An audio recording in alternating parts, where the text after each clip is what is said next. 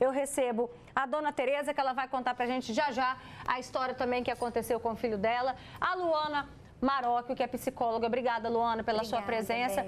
E a gente também recebe aqui a Josélia, que também é mãe. Daqui a pouquinho vai contar pra gente sobre a realidade, né, de quem tem crianças e adolescentes nessa faixa etária aí, que frequentam a escola, como que é isso, né, porque seus filhos também já vivenciaram, já passaram por isso, né, Josélia? Daqui a pouquinho você conta pra gente. Boa tarde, sejam todos bem-vindos, viu? Luana, primeiro vamos trazer com você o raio-x dessa pesquisa, né, que fala o que está por trás de toda essa violência que triplicou nos últimos 10 anos. Que quando a gente fala assim, o discurso de ódio, de que maneira que ele está presente no nosso dia a dia a ponto de afetar essas relações escolares? Esse crescimento, né, dessa cultura de intolerância, né, de descaso, assim, em relação aos jovens, de preparo mesmo. A gente vai contar com a desestruturação familiar, né? Os casos de bullying, o aumento de transtornos mentais entre os jovens não tratados também proporciona isso, porque sem assistência, esse jovem tem ainda mais dificuldade para lidar com as próprias questões. Então, se ele não está sendo visto dentro de casa, não está se sentindo pertencendo àquele ambiente escolar, né, pelos professores, pelos colegas, isso tudo também aumenta. E levando em consideração também que, se tratando de jovens, né, adolescentes principalmente, por não terem essa maturação cerebral, são seres mais impulsivos, então para entrarem em conflito, daqui para ali, eles não têm essa maturidade para haver essa conciliação, né? E essa violência também é legal a gente falar que a violência escolar, ela também está embutida quando acontece o uso, né, dessa violência pelos celulares, através das redes sociais, mesmo que o aluno não esteja inserido dentro da escola, né? Eu vejo muitos casos de expulsão dos alunos por agredirem verbalmente professores através de stories, só para os colegas verem. Isso é interessante, porque na nossa época, quando acontecia, né, um caso de conflito entre alunos, acabava ali. Exato. Né? Acabava ali na escola.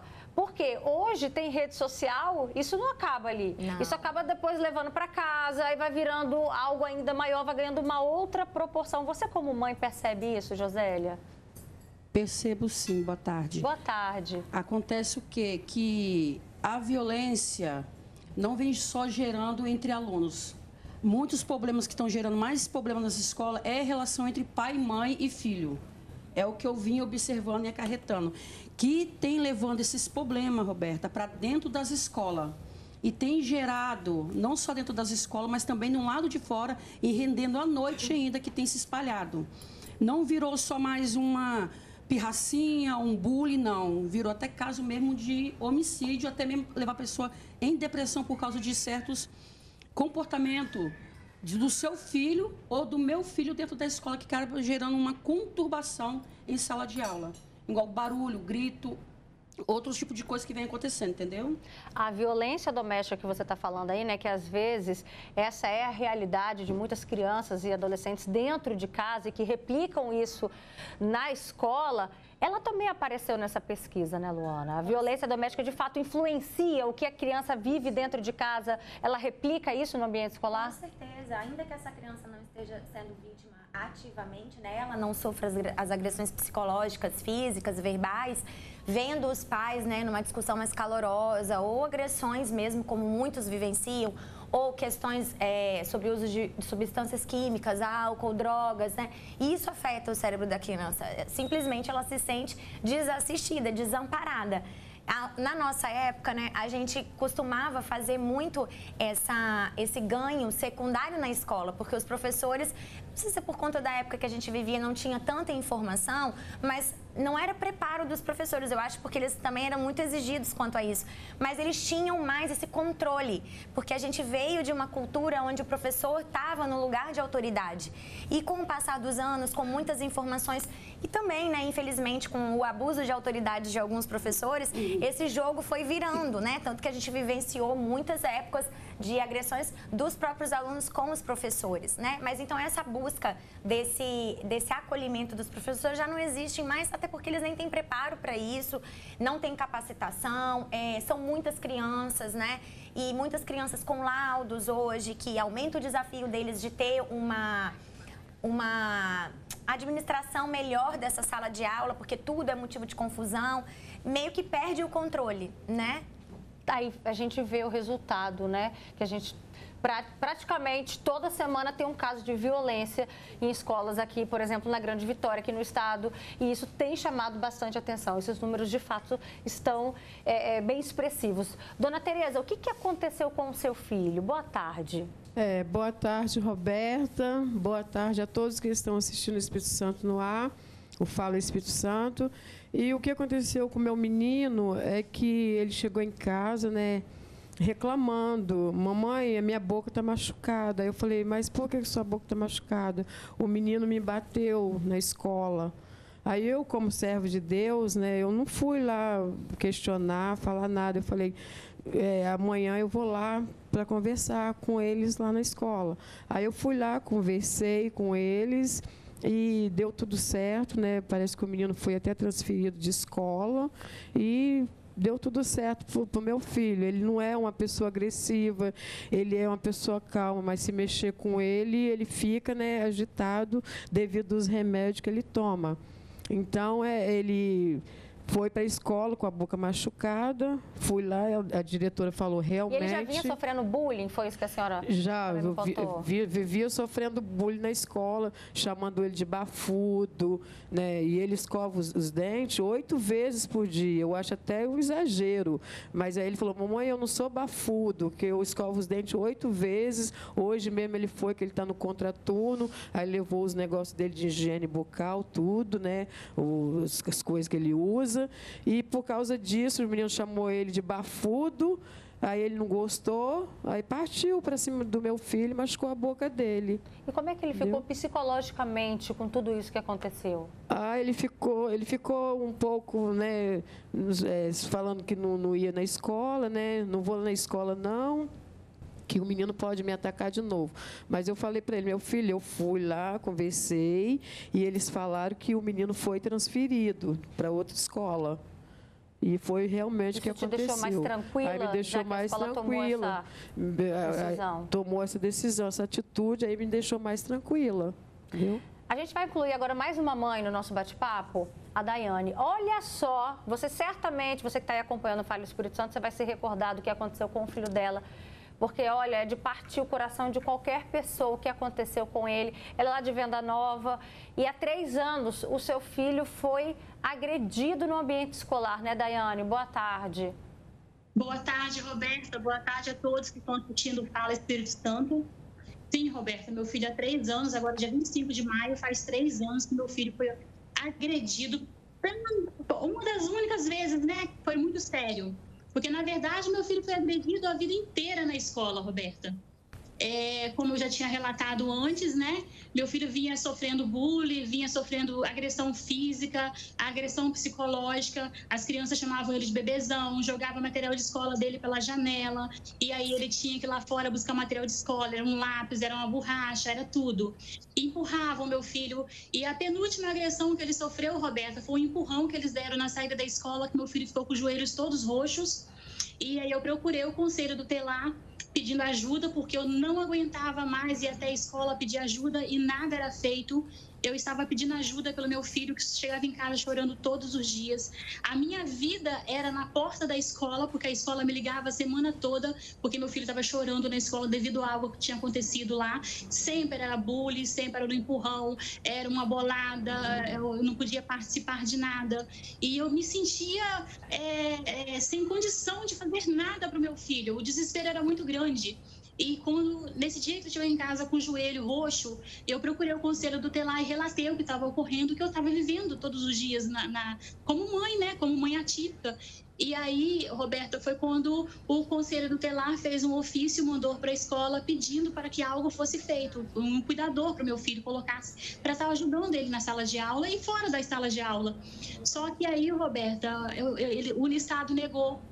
O conselho tutelar me chamou, dizendo que o Estado tinha negado, né, E aí me pediu para conversar com a psicóloga do meu filho, que ela fizesse um relatório onde contasse tudo nesse relatório que ela conhecia da situação do meu filho, da vida escolar dele, que ele ia encaminhar para o Ministério Público junto com a negativa que ele tinha feito já, né, pelo ofício. E aí, Roberta, a gente estava aguardando o relatório ficar pronto quando o meu filho sofreu agressão, essa agressão que vocês todos já conhecem, né? Aonde fraturou o rosto do meu filho. E daí para cá, o desespero foi maior. Quando eu cheguei na escola, que eu vi meu filho machucado, parecia que o mundo inteiro ia desabar. Não, só de ver essas cenas, Daiane, é de apertar o nosso coração. A gente fica aqui arrepiado quando a gente vê a foto do que ficou, né, do estado que realmente ficou o rosto do seu filho. E isso que a gente está falando do impacto físico, sem pensar, né, no efeito psicológico. Daqui a pouquinho você conta pra gente, então, de que maneira isso afetou até mesmo o rendimento escolar do seu filho, porque a pesquisa também traz esses dados a respeito de crianças que tiveram a sensação de insegurança, de continuar frequentando a escola, né? E você aí de casa já viveu alguma situação parecida com o seu filho? Ou então você que é professor também sente medo? Como é que está essa realidade hoje dentro da sala de aula? Que a gente está falando da violência como um todo, viu, gente? Aluno com aluno, aluno com professor, pais com professores também está muito complicado. Tem situações de bullying, cyberbullying, enfim, o ambiente escolar hoje, a gente sabe que por trás desse assunto, né, de violência, tem vários motivos por trás, dentre eles, o que essa pesquisa aponta é o discurso de ódio, o que fez triplicar o número, né, de casos de violência na escola, violências na escola nos últimos 10 anos. A gente vai ler aqui alguns comentários. Tem gente dizendo, fala assim, o problema também é que as escolas não se posicionam e ainda são omissas, porque de fato a gente vê um despreparo por parte de algumas escolas, de muitos professores. Tem gente também dizendo, Roberta, boa tarde. A Ana, lá de Praia de Itaparica, ela disse que sofreu muito bullying na escola quando era mais nova, só pelo fato de não ser aceita no ambiente. Ela também sofreu agressão psicológica. Enfim, foram várias questões que ela até pediu para sair no emprego que ela tinha de menor aprendiz. Ela pediu conta para não sofrer mais e carrega as marcas até hoje. E seus filhos, Josélia, também já foram vítimas de violência na escola? Sim, Roberto, principalmente o Júlio César, ele sofreu muito, entendeu? Por mais assim, porque ele era gordinho e ele era perseguido constante, tanto em sala de aula e quanto no recreio, ele vivia apanhando. Hoje, assim, antes de eu tomar alguma atitude, já teve casos que foi até caso de polícia, ter que envolver o policiamento por causa de quê? Porque senão ia gerar até morte mesmo, que já estava acarretando para o lado de fora, levando para dentro da minha casa. E ele foi uma criança muito perseguida. Ele chegou igual esse filho dessa mãe da Daiane. Da Daiane, todo marcado, mordido, de arrancar pedaços nas costas, que ele tem a marca nas costas hoje em relação a isso. Então isso gerou hoje uma certa perturbação dele ficar um pouco alterado em relação ao que ele passou na infância e outras crianças. Então, ele é um pouco, entendeu? Ele tenta se controlar, mas ele acaba, como é que fala assim, ficando um pouco alterado. O que eu não fiz com ele, nem o pai dele fez, os filhos dos outros acabou fazendo. E ele se magoou muito, se retraindo, entendeu? E acaba descontando. Assim, eu creio que a violência que ele passou dentro da escola deixou ele quase uma pessoa assim para fazer tratamento psicológico. E foi o Conselho Tutelar e a diretora que ajudou, que ele fez na Clínica da Cabeça em Vila Betânia. Luana, entendeu? Que gera bastante perturbação na criança. Sobre esses efeitos que podem provocar na criança, né? Igual a Daiane daqui a pouquinho vai falar pra gente sobre o caso do filho dela, que até ficou com medo de ir para a escola, até mesmo situações como o filho aqui da Josélia, né? Que teve toda essa transformação também psicológica. Fala pra gente sobre essas consequências.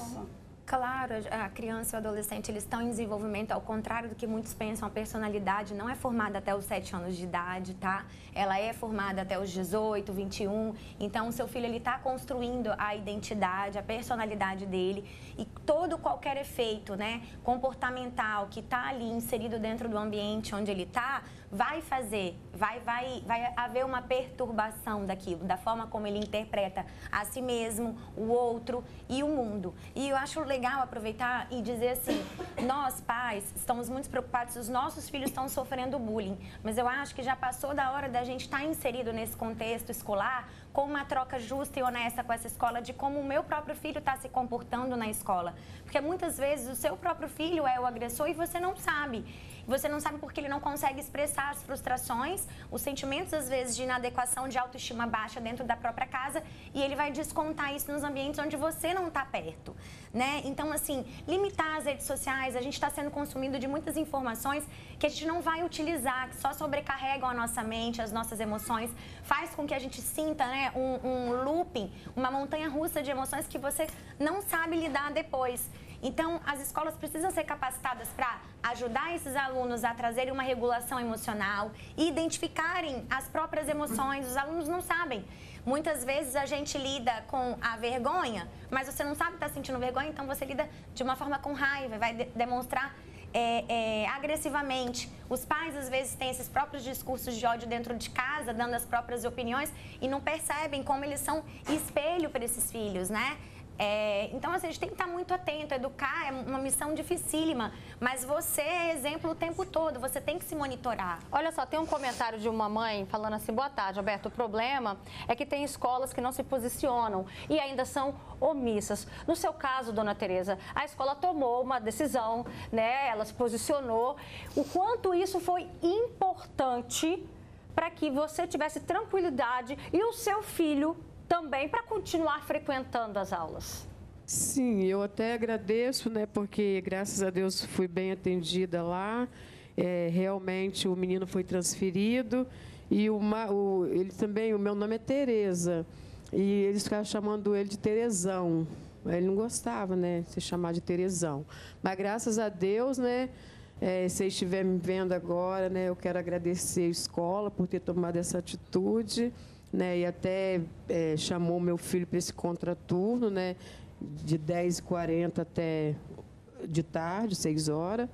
E eu agradeço muito a eles por ter tomado essa atitude, né, ter tirado o menino isso que ficava mexendo com ele. Deixou que ele pudesse... E deixou seu filho seguro também? Com certeza. Agora ele não tem mais reclamação. Ele fala porque ninguém fica mais chamando ele de Terezão, né? Que meu nome é Tereza. Praticando bullying com ele, isso, né? Bullying, chamando ele de bafudo, Terezão, Lazarento, aquele caso que teve daquele aquele Lázaro que teve. Então o nome dele é Lázaro, eles ficam chamando ele de Lazarento. Ele não gosta, ele fica Deixa agitado. eu voltar a falar com a Daiane. Daiane, o nosso tempo está acabando, mas só para você concluir rapidamente, né? Isso afetou o seu filho depois para continuar indo para a escola? Demais, Alberta. Meu filho não queria ir para a escola. Meu filho passou quase um mês dentro de casa sem querer botar o pé na escola mais.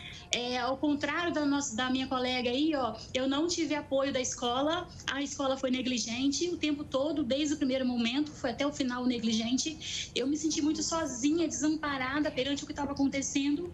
E o menino que fez o ocorrido com meu filho não saiu da escola, ele só teve 3 dias de suspensão.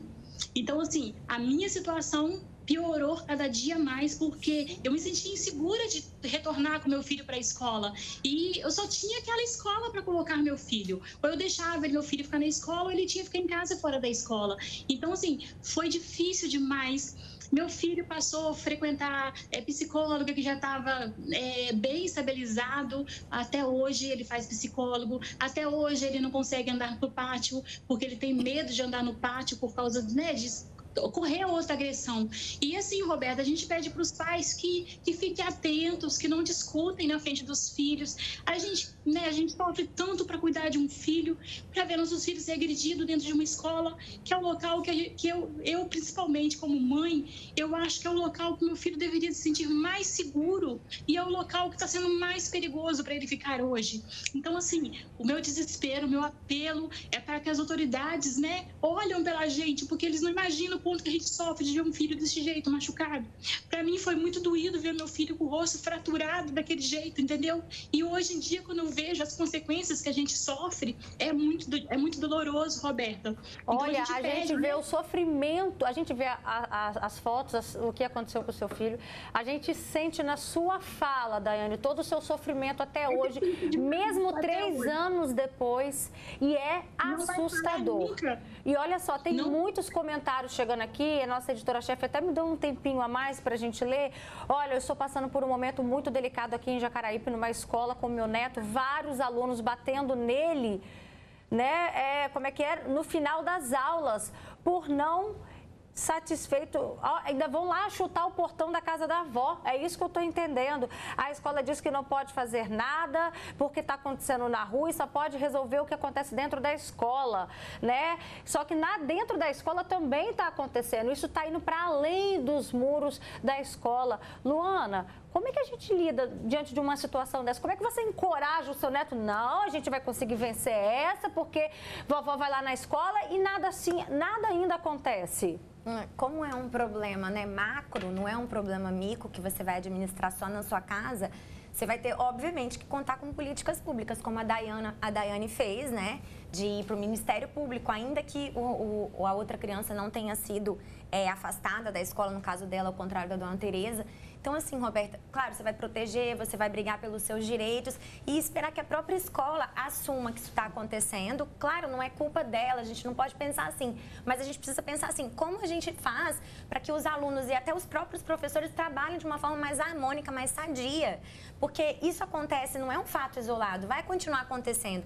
E eles precisam da proteção de quem está acima deles, das secretarias. Então, assim, são todas essas áreas que precisam estar fortalecidas e não ficar fingindo que as coisas não estão acontecendo. Jô, fala, você queria também se manifestar? Um conselho, Roberta, que os pais que estão vendo essa matéria, chega para teu filho e pergunta como foi seu dia na escola.